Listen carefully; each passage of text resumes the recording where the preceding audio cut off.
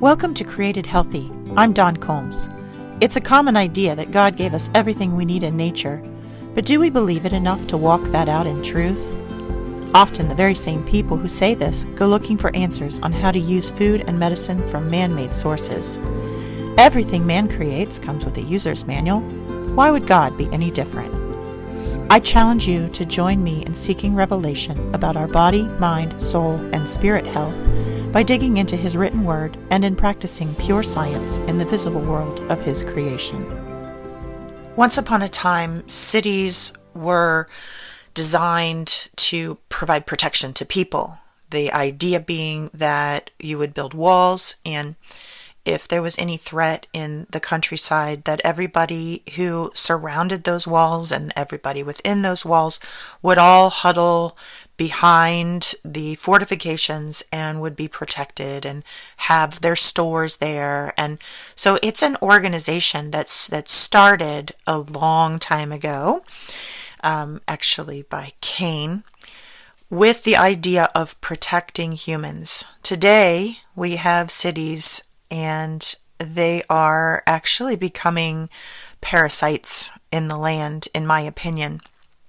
They take up less square mileage, and to that end, cities are now being sold to us with the idea that to live in a city is no longer to protect the humans. Living in a city protects the land. It protects the earth. It is green to live in a city because you can be in a high rise and you can live on less land than you would if you were out, which essentially is saying you don't have relationship with the land that you're living on, and there's too many people on that piece of ground for the land to actually sustain it. And that's not the relationship that is ordained in God's word and in His nature, what we see working out in nature. That's not the model. It is counter God. It is anti-Christ. Something that my husband and I talk about all the time because he's a city planner. There is so much more to talk about, but I want to keep focused on today's reading in Numbers 34 through 36. The city structure has a history. We can understand its purpose in humanity and in health.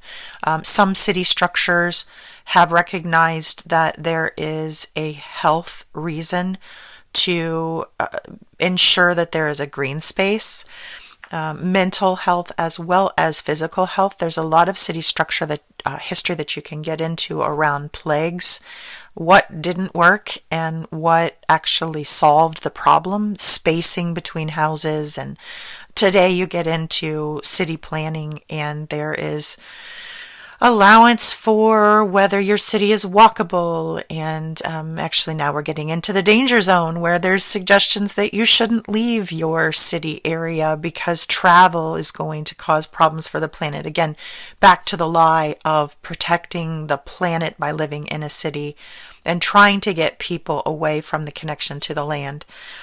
In Numbers here, God actually talks about cities, and so far in the Old Testament, cities have been very problematic. They are where evil is residing. We're seeing God wipe out cities, and there are some struggles here in how we should be looking at a city. But here, God is ordaining a city. And He's telling Israel as they are getting ready to go into the promised land, here's how to build cities.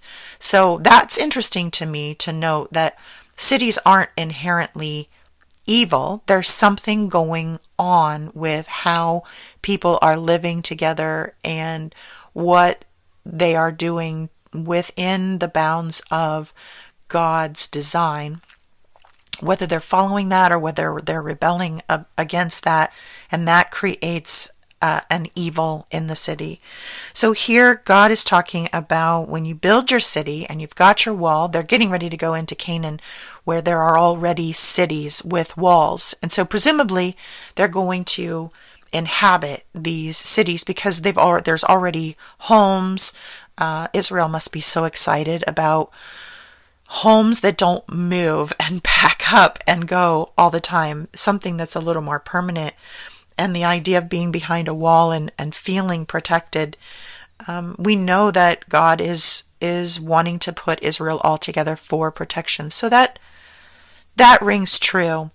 But God is specifically saying here that around your city there must be pasture land. Around every city. And he gives a specific amount of space.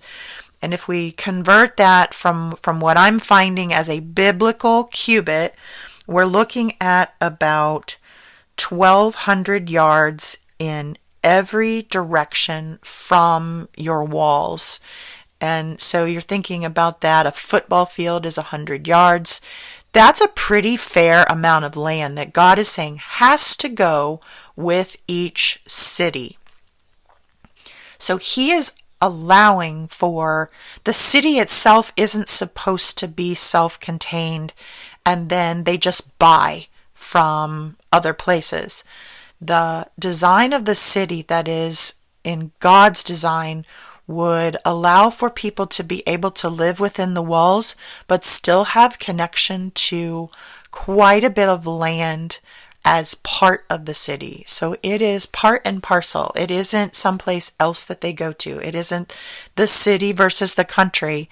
It is a hybrid. If you're going to live in cities in God's design, you must have this land all the way around your walls. And this is absolutely going to be important for health. It's absolutely the design that God has ordained here for humanity to be in covenant, to be in connection with the land.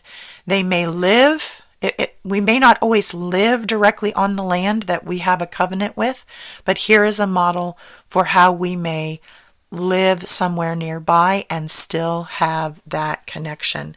And that connection is critical. It is being ordained here at the beginning of the establishment of God's chosen people. And it is critical still today. This is something that we need to keep in mind. Why is God giving a measurement? Do we need to go and get measuring tape around any house that we have or any apartment that we rent? That's not the point. The point is that God is telling us right here that this connection is important, whether you live in the city or whether you live in the country and you're already on land. In Numbers here, we see God also setting up the cities of refuge. So he's talking about making allowance when folks accidentally kill somebody. There is an allowance for accidents, unintentional mortal injuries that you might cause somebody, places for you to go. And it's still a punishment. You have to leave your land, and that's a big deal. Again, we've established that connection to land is a big deal. To go and live in a city away from your people on land that you don't have a relationship with is to lose as well. But there is a safety net here for folks, and we'll see more about these cities of refuge as we keep reading. But God is establishing 6 cities of refuge, and now he's got to put 3 on one side of the Jordan and 3 on the other side because the tribes are splitting. And then the other thing that's dealt with in this chapter is the inheritance through marriage problem that comes up with the women that stepped forward and claimed that they too needed to have a space in among the land. They don't want to lose their land, and it created a legal issue. So here God and Noah are conferring and talking about how to deal with that. But of course, the thing that sticks out to me is that connection to land, the design of a city. And I come back on Sunday because I'm going to bring my husband on, and sit down and chat with him and let him bring some of what he knows from the history of city planning and also the future, where city planning is trying to go, and how that matches up with this, what God's idea of a city should be and what our relationship to the land should be. So join me on Saturday for that. I pray that God is blessing you today, as in every day, and I pray that He is pulling you out into His creation to spend some time with your feet in the grass and your hands in the soil, to study Him in His creation and to dig deeper in His Word. And I pray that He brings you back on another day. Thanks for listening. If you enjoyed this episode, please subscribe and share with a friend. And I'm always interested in hearing what God is laying on your heart. So drop me a rating or review, or join the conversation on Facebook, Instagram, or YouTube at Dawn Combs Really.